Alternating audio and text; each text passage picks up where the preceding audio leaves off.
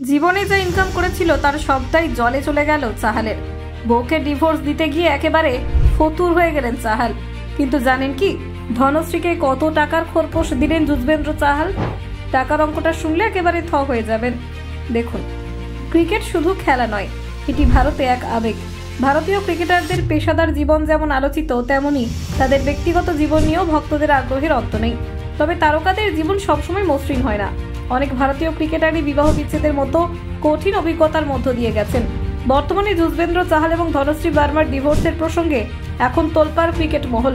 ভারতীয় ক্রিকেট টিমের এই সদস্যের নাকি ঘর ভেঙেছে, তার সোশ্যাল মিডিয়া ইনফ্লুয়েন্সার স্ত্রী নাকি ডিভোর্স চেয়েছেন, আর সেই ডিভোর্সের পরিপ্রেক্ষিতে ধনশ্রীকে নাকি মোটা টাকার খোরপোশ দিতে হবে জুজি চাহালকে। এই খবর প্রকাশ্যে আসতেই রীতিমতো শোরগোল পড়ে গিয়েছে সোশ্যাল মিডিয়াতে। উঠেছে পুরুষের অধিকার রক্ষার দাবি। এই ক্রিকেট তারকার ডিভোর্সের খবর সোশ্যাল মিডিয়াতে জানাজানি হতেই সকলে ধনশ্রীকে দোষারোপ করতে শুরু করেন।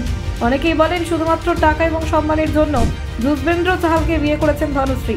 ধনশ্রী বার্মা পেশায় একজন নৃত্যশিল্পী। সোশ্যাল মিডিয়াতে তার ব্যাপক জনপ্রিয়তা আছে। 2020 সালে যুজবেন্দ্রর সঙ্গে তার বিয়েটা হয়।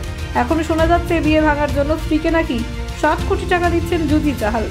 সোশ্যাল মিডিয়াতে খোরপোশের খবর জানাজানি হতেই ক্রিকেটারের পাশে দাঁড়ালেন দীপিকা নারায়ণ ভরদ্বাজ নামের এক মহিলা। পুরুষের অধিকার রক্ষার লড়াই করেন এই সমাজসেবী। টুইটার মারফত তিনি যুজবেন্দ্রকে উল্লেখ করে লিখেছেন, তিনি যেন ডিভোর্সের পর খোরপোশ দেওয়ার মতো ভুল না করেন। বিয়ে যে টেকেনি এটা তার অপরাধ নয় যে তাকে এত বড় শাস্তি পোহাতে হবে। নিজের কষ্টের উপার্জন খোরপোশ হিসেবে দিয়ে দিতে হবে।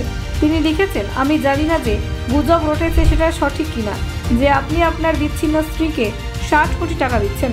খালি একটাই অনুরোধ করব, আপনি যদি মাঠে একজন ফাইটার হন, মাঠের বাইরেও তাই হন। আপনাকে যদি এই অল্প কিছুদিনের বিয়ের জন্য এতটুকু সামান্যতম হুমকি দেওয়া হয় এই কোটি টাকা দেওয়ার জন্য, তাহলে দয়া করে হাল ছেড়ে দেবেন না। আপনি কষ্ট করে কঠিন পরিশ্রম করে যে টাকা অর্জন করেছেন সেটাই শুধু বাঁচাবেন সেটা নয়, আপনি একটা উদাহরণ তৈরি করবেন সেই সমস্ত পুরুষদের কাছে যাদের খোরপোশ এবং মহিলাদের অধিকারের নামে ঘাড় মটকানো হয়। তিনি আরও লেখেন, এটা খালি একটা সম্পর্কে মানিয়ে নেওয়া না নেওয়ার ব্যাপার। এটা আপনার দোষ না যে আপনাকে নিজেকে শাস্তি দিতে হবে। আপনি আবার টাকা হয়তো উপার্জন করে নেবেন, কিন্তু কখনো এটা ভেবে সুখী হবেন কি? একটা মানুষ যে আপনার সঙ্গে খালি 2 বছর থেকে ছিল, সে এতগুলো টাকা নিয়ে চলে গেল। উনি তো ভালোই উপার্জন করেন, নিজের উপার্জিত টাকায় ভালোভাবেই বাঁচতে পারবেন, তাহলে তার খোরপোশ কেন দরকার? এই সমাজসেবীর কথায় সমর্থন জানাচ্ছেন অনেকেই এত মোটা অঙ্কের টাকা খোরপোশ দেওয়ার বিপক্ষে। Bureau report, HCR news post.